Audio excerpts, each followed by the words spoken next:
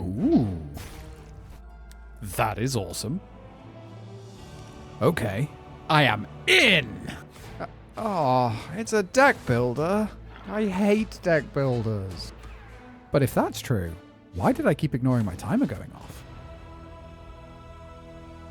Hi, I'm Dave from Can It Casual. Like you, I've only got a few hours a week to play games, so I want to make sure it counts. On this channel, I play one game for 2 hours a night over 5 nights, and at the end I answer one very simple question.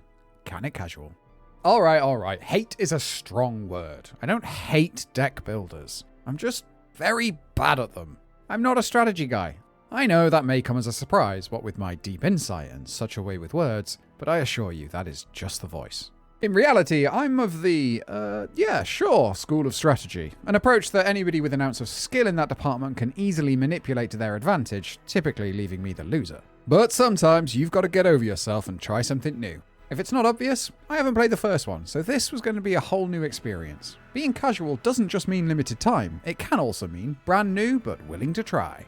And thankfully, Slay the Spire 2 is the definition of pick up and play. I was told I was going to do a tutorial, but it was so fast and easy, I blinked and I missed it, but I wasn't left confused. At its core, the game's extremely simple. Each card describes exactly what it does, has an associated cost, and you play them until you run out of energy each turn. Repeat until you win or lose. That's it. And man, if that just doesn't hook you right in. Roguelikes, by their very nature, have a way of keeping things fresh. Every time you dive back into the Spire, it's going to be different. That appeals to my complete lack of long-term strategy. But at the same time, it does make me feel like a strategic savant when things start to flow together. The game has a really special way of making you feel like a genius and a moron all at once. For every incredible combo I stumbled into, there was sudden defeat waiting for me.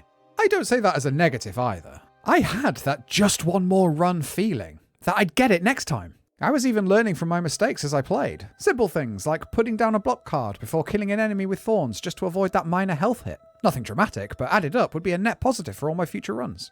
Speaking of the future, you can save your progress midway through and come back to it at another point. Very handy, for example, when your climb up the Spire is rudely and cruelly interrupted by your timer going off. Be warned, the first time I did this, my run quite swiftly came to an end the next day, as I couldn't remember how the deck I was using was played. However, the day after, I did exactly the same thing, and that run actually went the whole distance, so your mileage may vary. Now, I'm no fool. Luck is a strong factor in how your runs can go.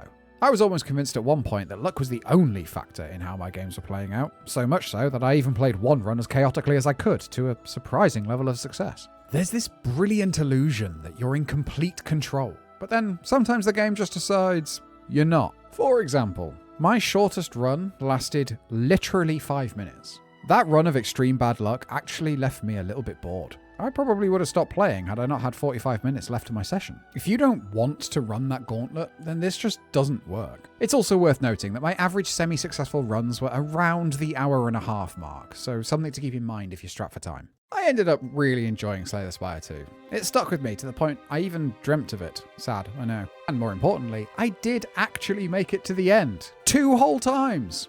I'm proud of me too. But actually getting there didn't come with the payoff I expected. I found myself more interested in playing than actually beating it. Journey before destination, I guess. Anyway, we're not here asking if this is good, nor how much I liked it. We're here asking if Slay the Spire 2 can casual, so can it? Yes, it can. The thing with Slay the Spire 2 is it's a game I'll probably play to pass the time. It's perfect for something like a plane ride.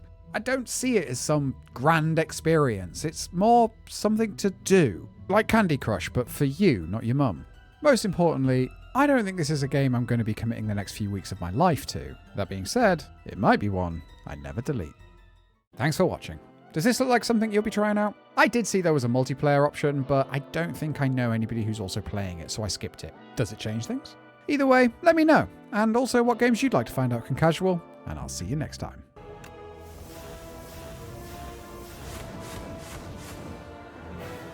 I am too smart. S-M-R-T. I mean S-M-A-R-T.